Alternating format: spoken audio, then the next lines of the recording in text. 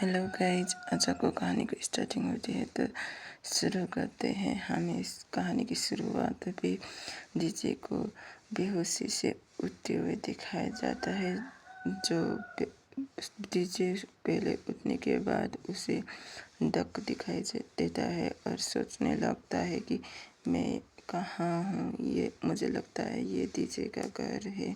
सोचते हुए वो उठने लगा और सोचने लगा मैं बेहोश हो गया था।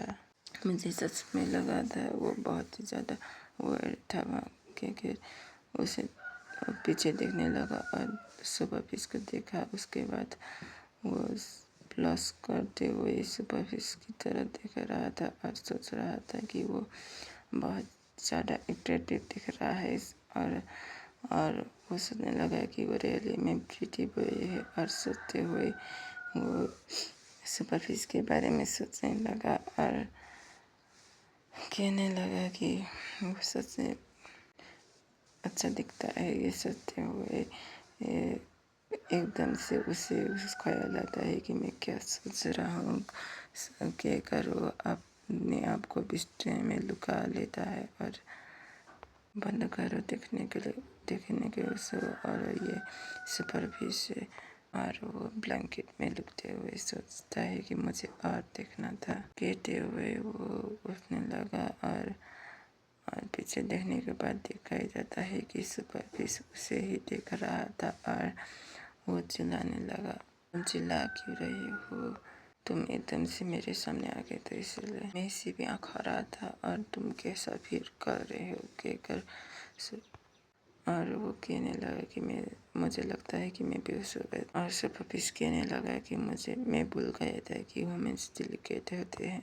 जिसे हंसते हुए उठते हुए कहता है कि ऐसी बात नहीं है।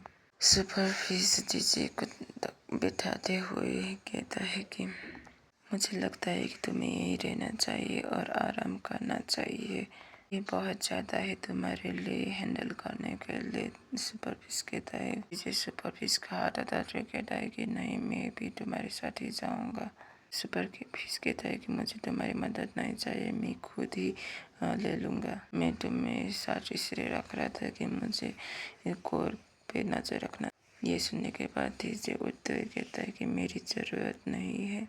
इसे चतुर्थ मैंने ही तुम्हें धोखा फेंक के दिया था और उसी वजह से तुम यहाँ पे हो, नहीं तो तुम वहीं पे मर जाते। कभी भी से मुड़ते हुए कहता है कि तो ठीक है चलो, पर अगर तुम बेहोश हो गए तो मैं वहीं छोड़।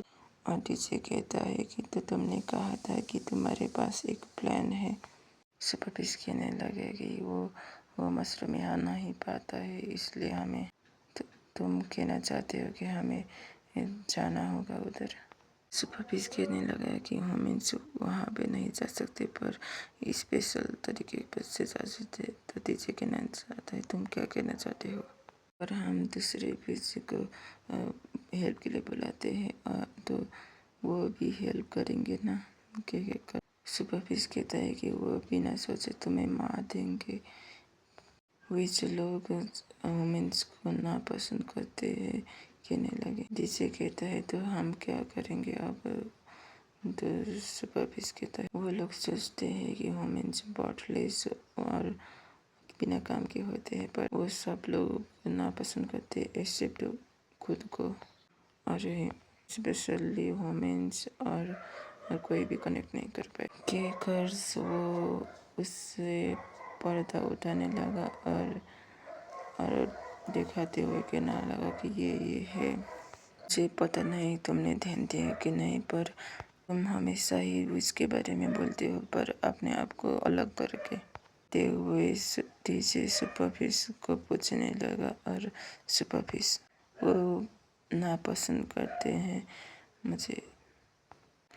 और डीजे पूछने लगा कि तुम हमारे बारे में क्या सोचते हो, तो तुम्हारा दोस्त हूँ कि नहीं कहकर डीजे सुपर फिश को सोचने लगा। और हाँ, तुम मेरे बारे में क्या सोचते हो कहकर दोनों एक साथ खड़े हो गए और सुपर फिश डीजे की तरफ देखते हुए कहने लगा कि मुझे लगता है कि हम दोनों कहते हुए एक दूसरे को देखने लगे। देखते हुए कुछ ऑकवर्ड साइलेंस फैल गया और इसके बाद डीजे सुपरफिश का हैंड पकड़ने लगा, पर सुपरफिश पीछे मुड़ के वहाँ से जाने लगा और कहने लगा कि हमें इंग्रेडिएंट खोजने जाना चाहिए। एक एक कर जाने लगा। मुझे लगता है कि मैंने ज़्यादा ही क्वेश्चन पूछ के उसे परेशान कर लिया है। और सुपरफिश कहता है कि हम लोग मशरूम ढूंढने के लिए यहाँ हैं। कहते हुए एक पेंटिंग से कवर हटाता है और हमें दिखाया जाता है कि वो एक जंगल का पेंटिंग था। इसी सीन के साथ आज की कहानी हुई खत्म। तो हम कल मिलेंगे। तो see you tomorrow।